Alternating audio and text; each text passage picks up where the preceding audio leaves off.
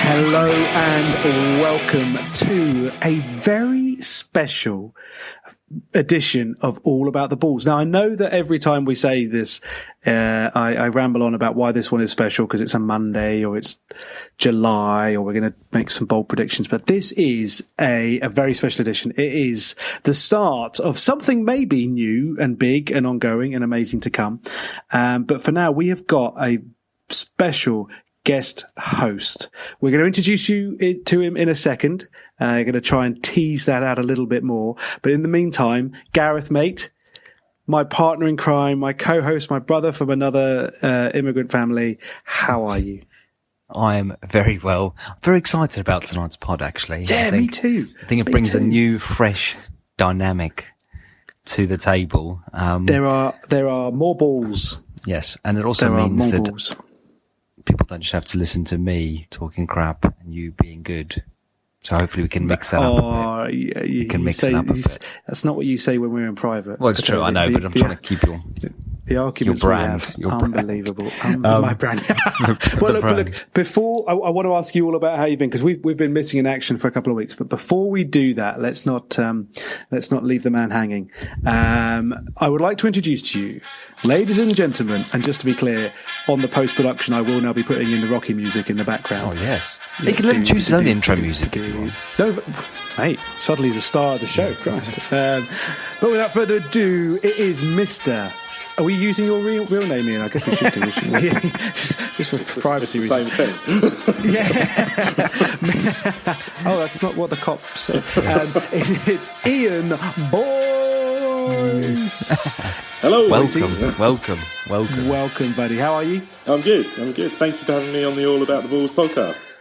Mate, it is an absolute joy. But for those who are long-term suffering listeners, you might recognise those dulcet tones of Boise because he has been on before. And actually, he reminded us just before we came on air that he holds one of the most prestigious All About the Balls records because he was involved in the longest show ever. So Boise is now Mr. Lengthman and yeah, damn right. God, it was a tutorial of cricket knowledge, wasn't it? Well, yeah, it was the longest quiz I think you've ever had. Yeah. And, well, we thought if you're going to be on that long, you might as well just be part of the show tonight. So that was the thinking. Yeah, exactly. The feedback was excellent. Just the length was the mixed reviews. Yeah. Well, yeah. Yeah, so we had two choices: we either get rid of one of us and bring on Boise, or we thought we'd save our blushes and keep us both, yes. and try and trim the show down a bit. But mate, it is so good to see you. Now, lads, before we've got a lot to talk about because we've actually been off for a little holiday, a podcast holiday, which is definitely not that we just couldn't be bothered for a couple of weeks. Definitely not that. But we're back, and we've got a lot to talk about. There's loads going on, actually. For the first time for a while, we've got all three of our favourite sports, football, cricket and rugby, going bananas. But before we dig into the actual important stuff, lads, how have you been? How have your weekends been? Who wants to regale the audience? I'll go first because I'm going to wish you a happy birthday. Happy birthday! You tease. Yes. Thank you very much. Mate, how old are you now?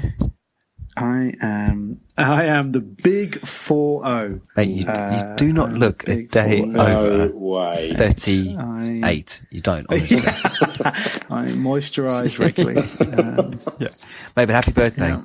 Thank you very much, sir. Thank you very much. That's very kind. I just thought I'd get that in. And yours is around the corner too, but don't worry, that'll be for another future shout out. Oh, nice. Nice. Yes. How was everyone's weekend? Good. Very good, thank you. Good. Cooked pork belly, which went down a treat. Nice. Drank way too quickly, with someone that Ian and I used to play hockey with, our old goalkeeper and cricket wicket keeper Stumps, who has got one speed when it comes to drinking, and it is just guzzle. Excessive. And rapid. I've never been the one that does this, but in the last 2 weeks, have taken my son up to bed and have not come down again with people around. So the warmth of the bed, I just lie next to him. I got woken up 2 weeks ago with a shoehorn getting hit on my ankle to wake me up. This week, I was woken up at midnight to go, everyone's gone to bed, I think you need to come through to our room. So, all good. Anyway, my weekend was good. So, Mate, that's how was amazing. yours? How was yours, Boise? Yeah, it was uneventful. I've got two young girls, and I cannot believe how exhausting it is looking after two young girls for the day. My wife works at the weekend. I mean, these are brave comments to start with. Yeah, just opened up well there, haven't I? Yeah. Twitter will be alive. This new guy's a bit. It's so tiring keeping track of two young girls. Yeah, this is what I want to bring to the podcast. Sorry, carry on. Sorry. I've listened. I've worked out what it's missing.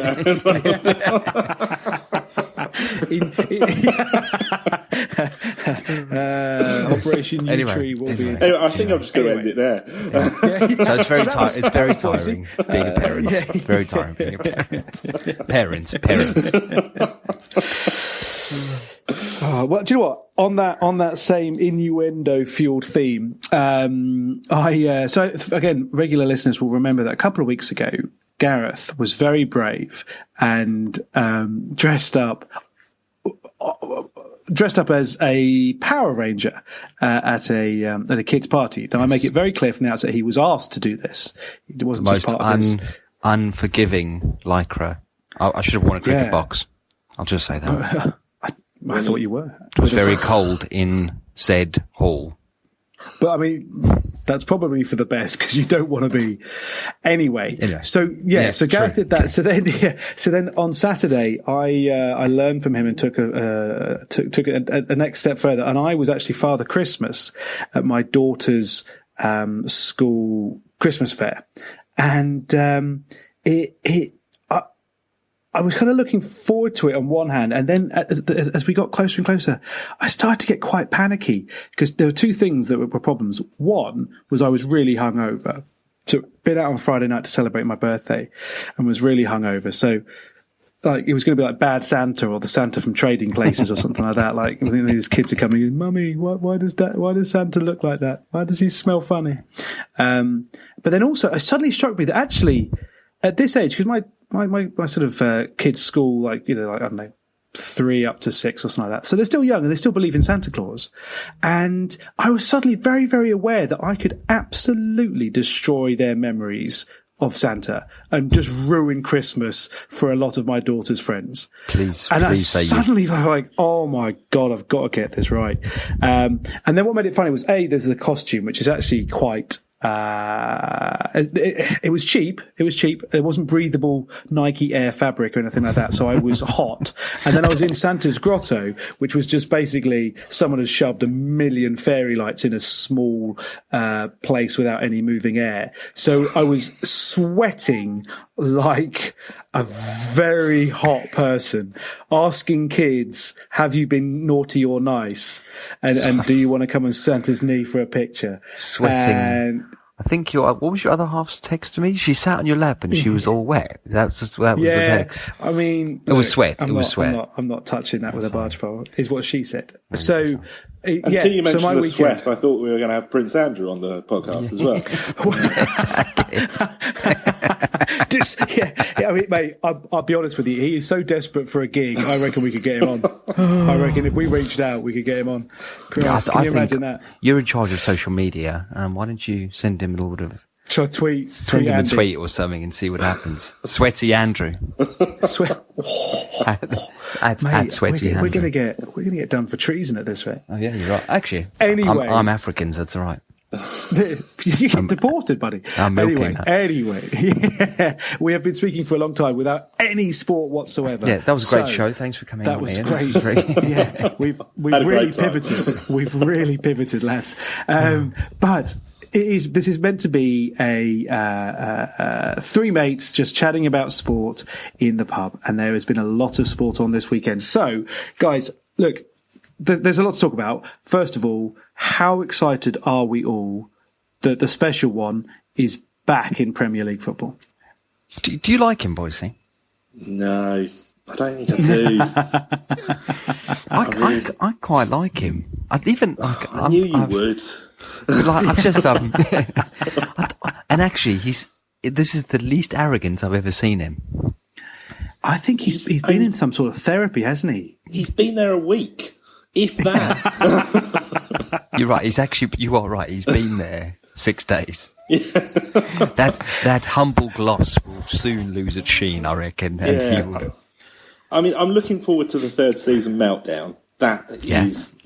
But I actually think it's quite a good appointment, and it's really annoying. Yeah.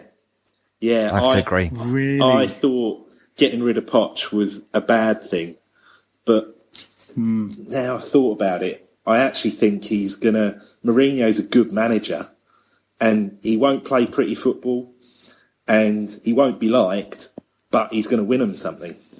He will win them a trophy. God. Yeah. I don't know what it is, but he will win them something. You could see them winning the Champions League with him. Yeah. Just some random thing like that. Don't say things like that Honestly. to me. Come on. Oh. Are you really? Yeah, they've got a good team, and I think it's a good appointment. He's going to sort it out at the back, and it's really annoying. Really annoying. I was really enjoying like the fact that even when Spurs were playing at their best, they were still not winning any silverware. So it would disgust me and hurt me quite a lot if they actually played a less attractive brand of football and won trophies. That would be quite annoying. I think that's exactly what's going to happen. They'll play boring football, but it will get results. They won't win the Premier League, don't get me wrong, but they'll win a cup. I agree. That's what I mean. I think I can see them. In him. I can see them winning. Yeah, you're right. He does win. It's not nice, but he does win. Yeah, and Pochettino's record was awful. Like, before you forget sacking. it, yeah. But he got like 24, 25 points in their last 25 games. Yeah. Really? Yeah. I mean, I don't think they'd won away from home since February. No. Really? Yeah. It was really bad. And I mean, he plays good football, and got into the Champions League final. But I do feel quite sorry for him though, because he's done so much with that team. He's done so well, and you kind of feel like does Mourinho now swoop in and actually pick up the titles, pick up the trophies off the back of a lot of Poch's good work? Well, or am I being overly generous to Poch there? No. He's done a lot. I think he'll go and win a trophy, and they'll all love him for it. But he'll destroy that legacy that Pochettino built, and I think that. But that's what Spurs have gone for. They've almost said, right, we've invested in the infrastructure and the stadium and the team. Now we want to win something. Yeah, and yeah. Sold their souls to the Portuguese special one. Never liked him. I'm not that bothered because I never liked Spurs, and I was starting to like them. So now I can go back to it. It'd be nice if Mourinho went to Liverpool then, because then I could just start hating them even more than I do. Because the problem is, I really don't like Liverpool, but I really, really like Jurgen Klopp. Yeah, and it is real mixed emotions into. Well, not really. I still don't ever want them to win anything, but it's the most warm feeling I've ever had for Liverpool in my life, which is quite sad. It's a very confusing feeling. Very confusing feeling. So, Ian, for our listeners who don't know, you are who do you support again? Which team? I'm a Palace fan.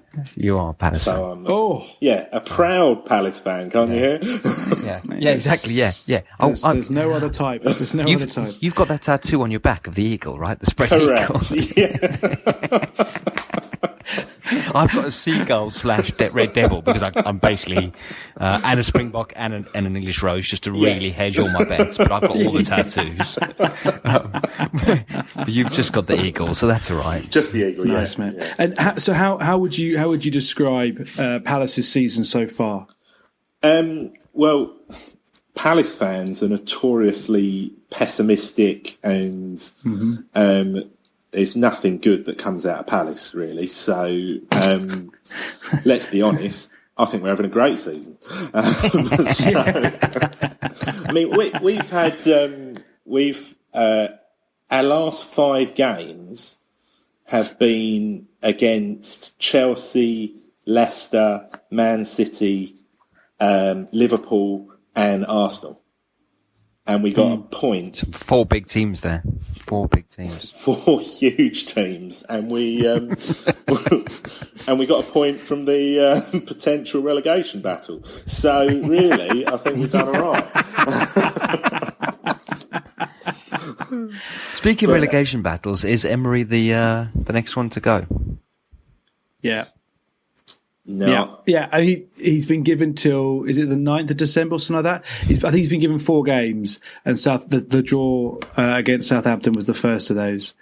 Mate, he's got to go. He's got to go. I agree. I think he's going to go because Arsenal have more patience than anyone else, I think, because they don't want to be that team that changes the manager. But Silva's got to go before him, hasn't he? Yeah, I think Silva's next up in the queue. Awful. Yeah. I don't. He had a good like 3 or 4. He had like a good 3 or 4 months, didn't he? A while ago. Yeah. I think he did okay. But, and then, I mean, all he's ever done is taken Hull down gracefully. Yeah. Which is, they just. Which is it, really. Actually, he did all right at Watford, didn't he? But again, then he lost them. He started well, then they ran. You know, Mourinho has the 3-year meltdown. Silva has the 3-month meltdown. Yeah, exactly. So I mean, it's just bizarre. So it would be quite crazy to see Everton relegated. I mean, Everton just feel like one of those clubs that should always be in the Premier League. Yeah, I think they have, haven't they? Haven't they been the one that's longest in the Premier League? Yeah, United, them. Have Arsenal ever gone down? I don't think so. Hang on. I think you're right, though. Everton. Searches for... No, I'm not tapping anything. I mean, they're too good to go down, but they'll... I love that phrase. Everton, this is. Arsenal definitely could go down. Yeah. Hang on. But I was chatting, like, if you look at the league, and I'm not just saying this, there is probably 10 teams that could go down, and there's a lot that seem too good to go down in that group. But I think the wrong run, a panic, sack a manager, new manager comes in, doesn't do well. You know, like an Everton, in theory, like you say, if someone comes in and doesn't turn them round, and they keep sliding, then you're right, on paper, they should never be even in this conversation. But I mean, that's it. Palace. I know I talk about Palace all the time, but I think we were 5th or 6th before this our last 5 games, and we're now down to 14th. And Wolves were in the relegation zone when they took a point off us, and now they're 5th or 6th as well. It's ridiculous. And they're actually putting together quite a good run, aren't they? They're proving very hard to beat at the moment. Just like Sheffield United. Yeah, they're looking all right. That's the thing. I don't know who's going to go down. I don't know who. But I think was that your segue into that shambolic game yesterday? Is that where you were going with that? Mate, that was almost seamless. No, but I'm gonna ruin that because I'm actually going to talk about Palace just once more, just to make Boise feel welcome. But one of the things about Palace is that actually, with all due respect to them, they are used to a relegation zone scrap. Yeah. So actually, you know, if they get in and around that mix against some teams who are perhaps a little bit nervous and anxious about it. Yeah, we've got experience. Battle hardened. Roy Hodgson, I don't think he will get them relegated. That's the point. Yeah.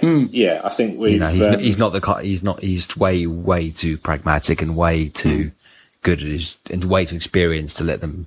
I think he'd stop a slide very quickly. Yeah, we'd have to do something stupid like think that we can make it into Europe and sack him to get someone else in, and Pochettino's around. Well, I'd take him. I think anyone bar Liverpool would take Pochettino, no? Well, this is the weird Yeah. thing. He's tipped Really? to go to Arsenal, isn't he? He's tipped to go to Arsenal before Christmas. He will That would be not go. crazy. He That would will be not absolute go. crazy. What, and Sol Campbell is his assistant manager? Mate, big soul. The He's rumours got- are he's just got- hilarious, aren't they? Anyone. I wonder if we could start a rumour about one of us being there. Well, don't know. I think I could do. I think I could take Emery on as a manager. I think it could equally be alright. I could definitely get them relegated, and I think he's doing that. So and Emery seems if to be that's the showing that kind of benchmark, skill I too. think I can do it. But hang on, from the ridiculous to the sublime, Leicester City. Yeah. Has no one told them that they need to just do it one season and then bugger off into obscurity? I tell you what, right now, just to make the story sound even better. If they get close again, it kind of ruins the time they won it. yeah, it does a bit. But I think It's like, well, actually, you're quite good. Okay, well, I tell you what though, if I was Liverpool, I'd be more worried about them than anyone else. what? More worried about Leicester City than Manchester City? On the season, on current form, Aguero's injured again, so he'll be out for a while. Laporte is not back till January. They are very, very shaky at the back, and also I don't like Manchester City. So Yeah, hang on. You were doing so well there with fact, and then in the last second, plus I'm bitter. So bitter's not right, all right? yeah, sorry. We spoke Slightly about this resentful. before. But, Yeah. A mild form of resentment. but yeah, So, I think okay. Leicester look quality, and United took 3 points off them, which looks like a good 3 points now. I'm just Did going it? to say that. Yeah, beat them 1-0, clean sheet. This season? Yes, Ian, this season. I think it was the third game of the season or something when Leicester was still finding their feet. But Yeah, I mean that's a while ago now, isn't it? we also won the Premier League, but that was also a while ago. I'm still going to milk that, aren't I? Never let that stop being Would you milked. take Rodgers? Most teams would take Rodgers as a manager, wouldn't they? I think Rodgers was tipped for Arsenal a while ago. I don't really like him. I think he's quite a good manager, but I don't really like him. But I think Arsenal would do well to get Rodgers. Well, he's not going to drop down, is he? That's funny, isn't it? I mean, how weird is that? That you go, I'm not going to Arsenal. I'm at Leicester. But this is okay. This is the thing. It's like who did Man U first have after Fergie? Was it Moyes? It was, yes. Yeah. This is the same thing with Wenger and Emery. You know, you've had Wenger in place for a dynasty, and even though by the end loads of people calling for his head, still that first manager after. To be fair, Emery, and I was hard to say, Emery's done a lot better than Moyes. Moyes lasted Moyes lasted 8 months. Sure, but you know what I mean. It's taken them time, and to be fair, Man United is still trying to. Okay, now look, calm down, Gareth. Hang on. Oh, it's completely true. It's completely true. I have such a warped view on stuff. I still think we could definitely finish top 2, top 3. Mathematically, can we? We can. No, we can still mathematically. I think you. Yeah, I think football-wise, we can't. Here's my bold prediction. You are going to finish top 2 of the teams who just miss out on European qualification. I think that's a really bold prediction, actually. That is a very bold prediction. I don't think they'll get close. Genuinely. That upper mid-table glory. You were talking United. If they'd won yesterday, would have been 5th. The whole league is just bizarre. Yeah, but if they'd won the 3 games before as well, they could have been like 4th or something, but they didn't. So no, I think we'd still be 5th. We're still that far away from the Apples. Yeah, we're that far. Yeah. I think we'd have Anyway, sorry.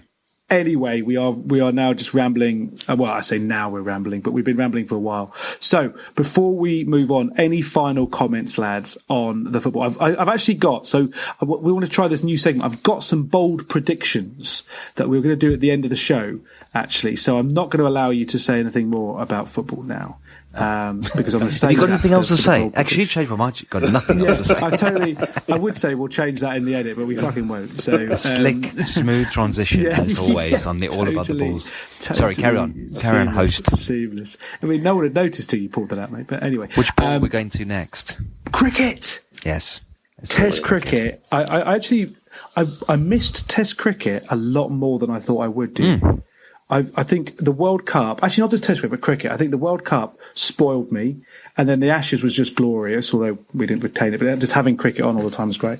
And I really miss Test cricket. So having it back in the form of England getting the shit kicked out of them by New Zealand has been really nice. Really, really nice. So what are your thoughts on that, Ollie? Do you think England played well? Mate, I have taken a lot out of this soul-destroying loss. Right. Our opening partnership is looking good. Looking good. 52 in the first innings, 48 in the second innings. When was the last time an England opening pair averaged a 50 opening stand in a Test match? Good point. That's a rhetorical question. I'm hoping not for a long time. Otherwise, my point is kind of weak. Yeah, 3 months ago in the last Test match of the Ashes. No, it wasn't. It wasn't. But that is, as far as I can see, that is the only positive to have come from this match. Tell me I'm wrong. Tell me I'm wrong. No, seriously, please tell me I'm wrong. I think. I mean, no, there were no it's positives. See, I was thinking it's actually quite an exciting time for England Test cricket because we've got a new coach. They know it sounds that like they've blind got to change optimism. something. Yeah, and now they can rewrite the team and build something new. But I wasn't expecting that. So it was a bit. I'm going to caveat this that 9-10 years ago, New Zealand were in red ball cricket were pretty poor, right? Yeah. They've had a good one day side and stuff, but realistically they were pretty poor in red ball cricket. I mean, even when you went to New Zealand, you fancied you should win the series. Yeah. I think this is another Gareth stat. It's either Here we go. It's either 7 out of 8 or 11 out of 12. Any of our listeners can tell us. Home series they have won in a row. So out of the last 12, they've won 11 or 7. I can't bloody remember. I think it's 11 out of 12. So at home, they are extremely hard to, never mind just win a Test match, to win a series. So that is, I mean, that does not mean England should have been absolutely steamrolled like they were, but they are not a walkover. They are not a walkover. And what I found, like watching that first innings when we actually got, what would we get, like 350, 353, something like that? That felt like, oh, okay, we've made an okay start. Yeah.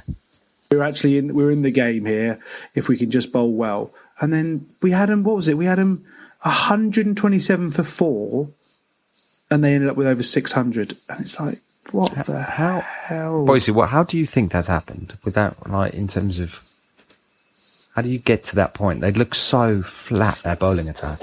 Oh my God.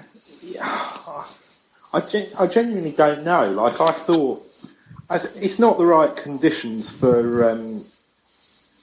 Jofra Archer. It was a flat wicket, so I think it was tough. I think the problem is that they don't seem to have any fight in the team anymore. Like, you saw it in the Ashes series, and I thought that was just because they were tired from... But the problem with building your Test team around one-day players is that in the year of a World Cup, you're going to struggle in the Test series because all your team have been playing in the World Cup. And I thought that showed, and I think for Root, it's definitely showing, because it's not easy captaining a Test team, but I hear. But do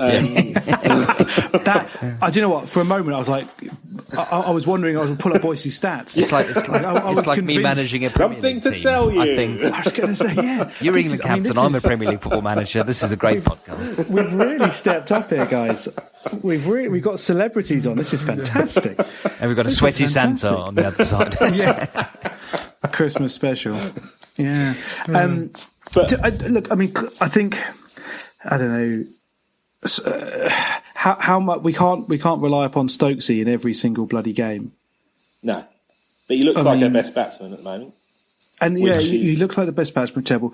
Root, I fear for Root. I really do. I don't think he knows what he's doing. Not in terms of being a skipper. I think he's a bad skipper. I just think he is so low on confidence that he does not look in control. Like he still has to be 40 as captain. Yes, I was going to say, like, batting is not as bad. I don't think the decline is as bad as actually, people would assume. But as a captain, as as like a fielding, bowling captain, I just really, I don't have any faith that he knows what he's doing.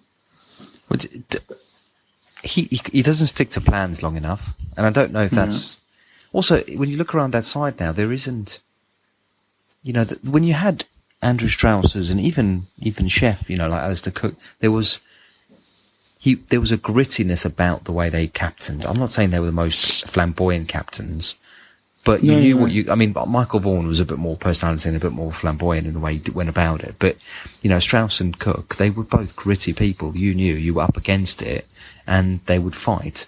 And I think you're right. I think you've hit the nail on the head. There does not seem to be any fight in that side.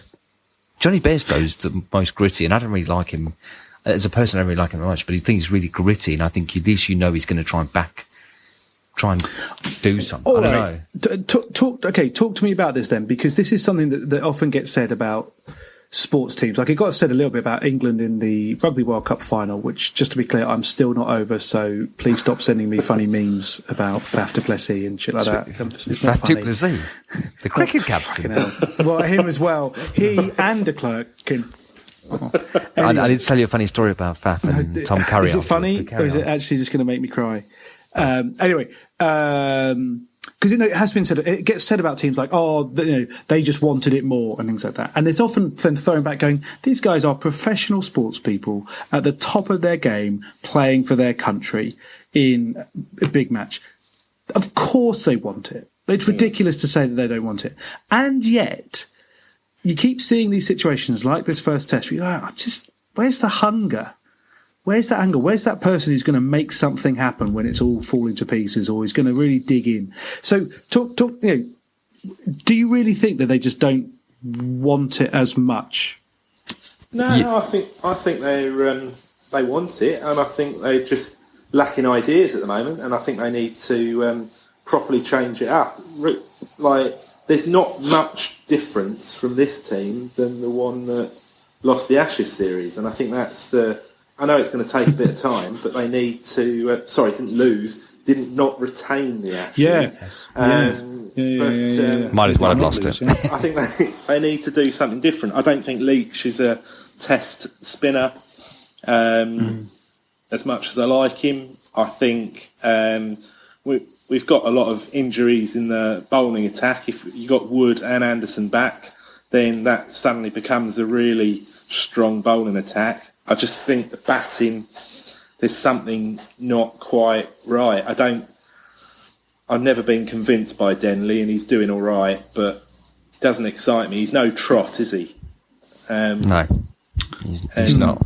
And that you need someone like that who's going to stick around and fight against you. You always feel like Denley's looking like he's about to get out. Yeah, so, I mean, no one seems to be able to score big either in the side. Even Rory Burns, who I really, really like, and I'm campaigning for Rory Burns to be made captain. So when I say when I say campaigning, I've just said it once to you guys, but that's basically that's as far as mine. I'm quite a lazy campaigner, I will admit. Are we now anti Root? Is that our show stance? I think is that our show Gareth's position? stance is. I think Root's a fantastic batsman. I think he's averaging 52 non-captain, 40 as captain. Yeah, and he has scored very few hundreds as a captain. He gets a lot of 60s and 70s, but cannot go on. Rory Burns also a lot. He's starting to get more runs, but he also can't bat big. Denley gets, like you say, because he always looks like he's going to go out.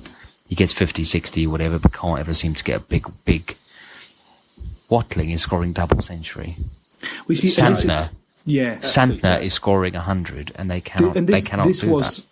This was the big problem, wasn't it? Because we got Burns 52, Denley 74. I mean, Stokesy got 91, and then Butler 43. There are three really good starts there, and and there's the 91 from Stokes, but none of them really kicked on to get that big ton.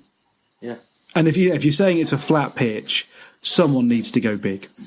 That's it. They were talking about what a great batting wicket it was and how you wouldn't want to bat fourth on it, which I've never heard before. And we got, didn't even get 200 in the second innings. Yeah, it's not good. Not good.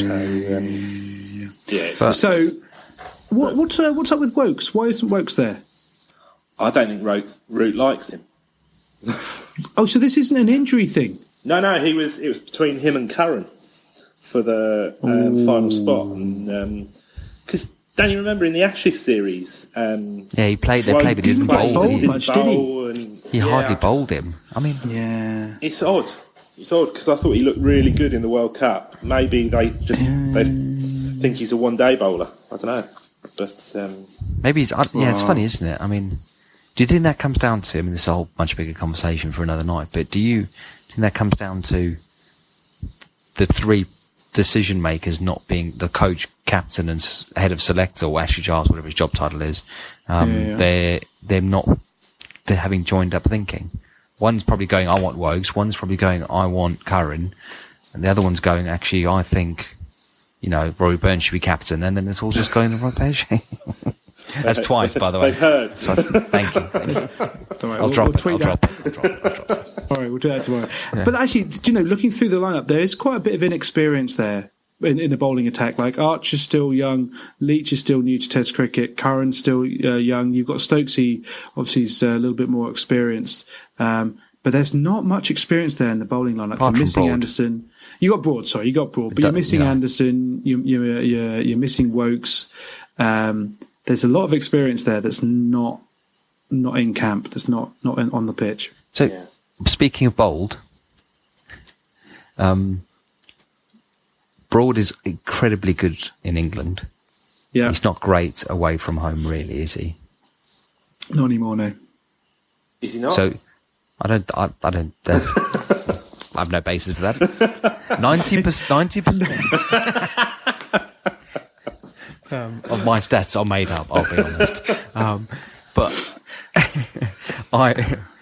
the reality for me is, just leave him at home, bring someone new, then go for it. Just have a whole new side. What's the point? Well, mate, I have said this before. I'm just throwing some cats amongst the pigeons. The pigeons. The pigeons, the vegetarian pigeons, the 90% of them. Hear me now, believe me later again. Anderson will not play for England again. You take that back. No. Well, look, I'm not ready for that. I don't want this to be true. I don't want this to be true. But gather round, children. I've got a scary Halloween story for you. Jimmy Anderson is not going to play cricket for England again. You were saying this before during the Ashes series, and I didn't like it then. I think he'll come back. I saw him on Instagram, and he looked fit as a fiddle. All right, and if Instagram can't tell the truth, I don't know what can. I've got some bad news for you, mate. Maybe I should put my campaign on Instagram. Actually, Ollie, you know how to use that. Can you please do it for me? I am not becoming your political mouthpiece. I still don't understand how that stupid the system works. Anyway, this is a different thing. So. But yeah, so you guys want to talk about Australia, Pakistan. So let's move on.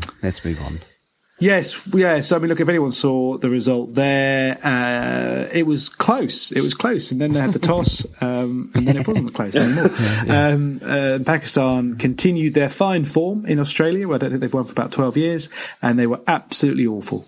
They got absolutely spanked. Well, I thought Pakistan were going to be my bold prediction for having a really good Test year, especially as they're coming to England in the summer. I thought this is set up. They've got some good young players coming through, and I thought, they're gonna be quite good. And then they got absolutely stuffed by Australia. And I don't like Australia. I don't particularly like Pakistan as a cricket team, but I would prefer them to beat Australia. That's for sure.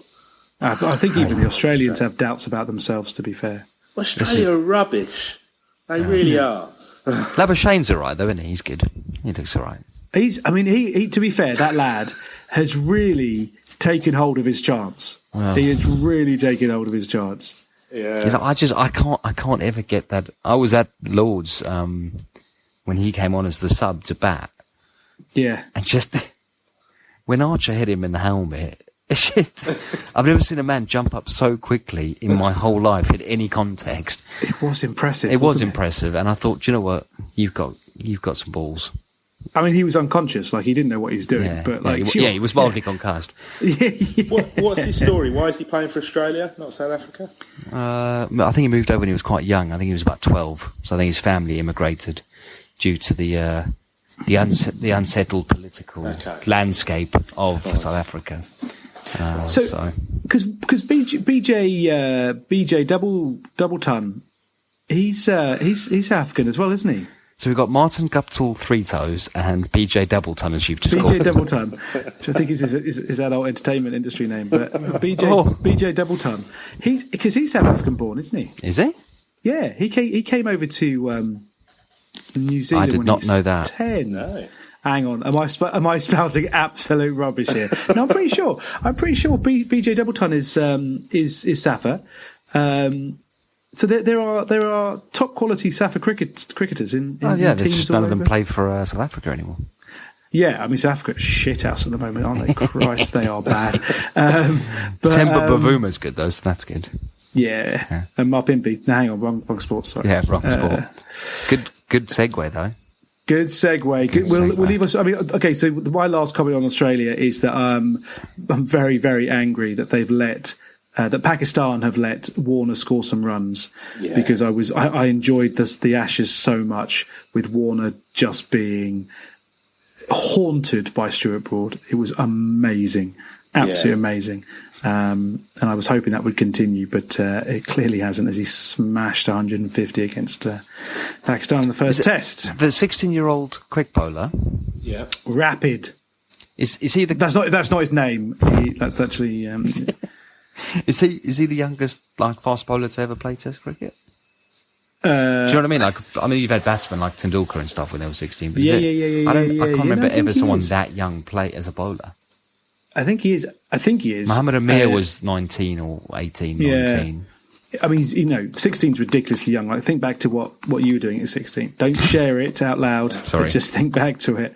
And I think there's something like his first 6 balls in Test cricket, like the average speed was like 91, 92 miles an hour. Like it's ridiculous, fast. And he's 16. He's still got a lot of growing to do in terms of muscle and strength and all that kind of thing. That's what amazes me. Yeah, that's insanely quick for a 16-year-old. I was saying this the other day about sport. Like the youngsters now, like when. Okay, I know they're not. I know they're not playing brilliantly, but you look at United's side. Their average goals yesterday were 19.5 years old. Like it was 19. Two 19-year-olds and a 22-year-old scored the 3 goals for United. It's just that youngsters in every sport is just ridiculous.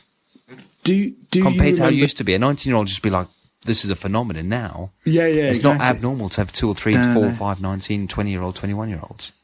Do you remember the days when you'd be watching sport and they would come up on the TV screen and say so-and-so, age, whatever, and you were roughly the same age or maybe a little bit younger? You'd be like, do you know what? I mean, technically, I've still got a chance. Yeah. If I really knuckle down and do 2 or 3 good years of training, I could still make it. and now you're like, Christ, my kid is closer to their age than I am. I still feel like that with darts, mate. And well, you should, sir. Well, you should. I mean, I'm horrendous at it, but I reckon 5 years with a proper coach, I could turn pro. If Gerwyn Price can go from being a rugby player and on steroids to playing darts, I've got a chance, mate. I mean, and that is a segue into our final topic of the night. On that, I mean, just to confirm, is he a convicted steroid user? We're not going to be done for libel there, are we? Sorry, you're right. Allegedly. Yeah. Sorry, allegedly. Allegedly. There we go. It's the magic word. We don't want one of our 20 listeners to tell us off. Because he will literally beat me up very easily. Yeah. Now, we have not podded since the whole Sarries thing kicked off. And since it's all happened, it's been dealt with. They're not going to appeal. They have been fined. Was it 5.3 or something like that £1 million, and lost all those points, and are now minus whatever they are, 22 or something like that. So, question for you all. Question without notice: will they survive? Will Sarries avoid relegation this year? How many games are left? Is there a lot left in the season? Must be a fair amount. Yeah, I mean, we've got no basis for that. They've got. I think technically they can do it, but they can avoid relegation, but they kind of need to have like the perfect season, and for the teams around them to have a shocker. It's good. They've got the same chance as Man United have got winning the Premier League, basically. But. So you've answered your own question. They definitely, they definitely could stay up. Mathematically. That a little caveat. Mathematically. Yeah, but no, will they? Because I mean, okay, you've got the points on that stuff, but like psychologically, they must be in a terrible state. Do you think so? I think. I mean, they played well. They smashed Ospreys on. Was it Ospreys on the weekend? Yeah. Champions Cup. I mean, that's not. Ospreys are not a good yardstick of no, I know, where but a team are at, I think that's not really their worry. I don't, because they're just going to go. Well, they've got nothing to lose now. Really, they get relegated. Everyone will go. They're going to get relegated. If they come out and do something that would be even more impressive than winning everything in theory, if that makes sense. I don't think a team's ever been docked that many points in any sport and probably stayed up. No, I don't think. I mean, there aren't. Yeah, I mean, you have to have like just go and enjoy it, don't you? Just go and have fun. Yeah, that is true. That is true. 26 points adrift at the bottom, and there's 18 games to play. You do the maths. No, you do the maths. No, literally, can you do the maths? 54 points on offer. So. Oh, okay. I mean, it's looking quite doable now. So I suppose the question is, how many teams go down? 2? Do 2 teams go down? Just one. I think it's just one. So one goes down. So you just need one team to take 25 points from the next 17 games, and then they probably pick up every point, and then it's fine. Yeah, that's the thing. They do have to go on an amazing run, but you wouldn't put it past them. I think it'll be quite. I think they'll take it quite deep, but I don't. I think they'll still fall. I think they'll get relegated. Good face. Sorry.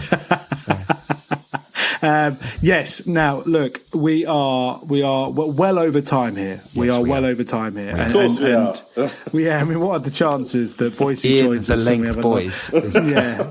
Not let us down. I don't call him heavy ball.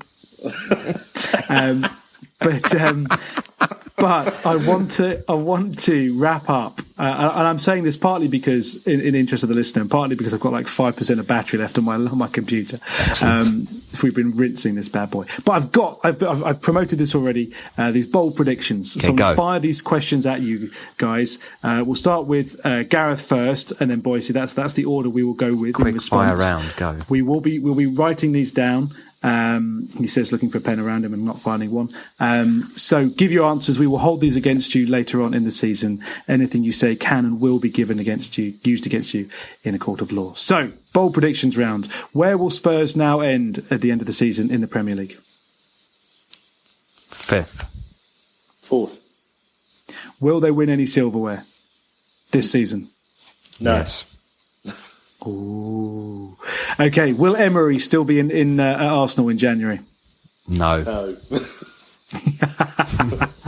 Will Joe Root be Test captain for the next home series? No. Yes. Ooh. And actually, to add to that, we're going to draw the New Zealand series and we're going to win in South Africa. Yes, we're going to. Actually, that is going to be a fantastic. That is going to be a good series because England are poor away from home and South Africa are poor. So this could be excellent. Will Sarries get relegated? Yes. No. Oh, I like it. This is fantastic. 2 more questions. Good thing, bad thing. Excellent. Liar. I think it's a good thing. It's needed. It's just being used very, very, very poorly at the moment. Hey, Gareth, he's putting you to shame, mate. Yeah. He's absolutely putting you to shame. There's no right or wrong here in this forum. Until we get the result, and then we know who's right or wrong. Oh, yeah. And final bold prediction for the season: where will Leicester City end up in the Premier League? Third. Oh. Yeah, third. Hang on, what did I say? Where did I say Spurs were going to finish? Fourth. You said fourth. Yeah. I was going to say, who's dropping out? Three teams are finishing third. So. Chelsea, City, Liverpool. Oh, no, now I need to change my Spurs one. We can change stuff. Third. Oh, VAR is terrible. VAR is terrible. Actually, as much as I'm liking Chelsea now, I do think they're going to struggle in the second half of the season. So, yeah, third. And it all comes together. Yes. Yeah. Nice. I like it. Perfect. That was, well, gentlemen, seamless. That was good fun. That was good. I hope the listeners enjoyed it as much as we did. I mean, you probably didn't, but I hope you did. I thought that was a good mix. Ian, that was an excellent debut as a full host. You carried us. It. You carried us. Yeah, you have actually. Yeah. Might have to get rid of him. Actually, Gareth, he's going to show us up. Mate. Will Gareth be on the show next week? No. Bold prediction. Awkward. He's getting sacked in the morning. He's being sung around my house by my son. Yeah. Who will get sacked first, Emery or Gareth? All right. So, boys, it's been excellent. Thank you very much. Yeah, thank you for having me. Mate, well, to many more. Hopefully we can convince you. Yes. Get your answers in. Everyone tweet in. If you want Boise to stay, get your answers in. And hashtag Burns for captain.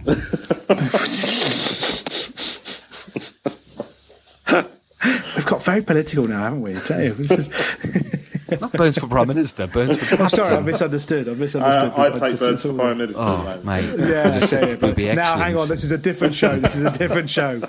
Listen next on the old politics show, which we've got coming up. All about the bollocks. Anyway, I'm wrapping that up. Sorry, I'm wrapping this up. All right, lads. Have a lovely week, and I will speak to you very soon. Bye. Cheers. Go well.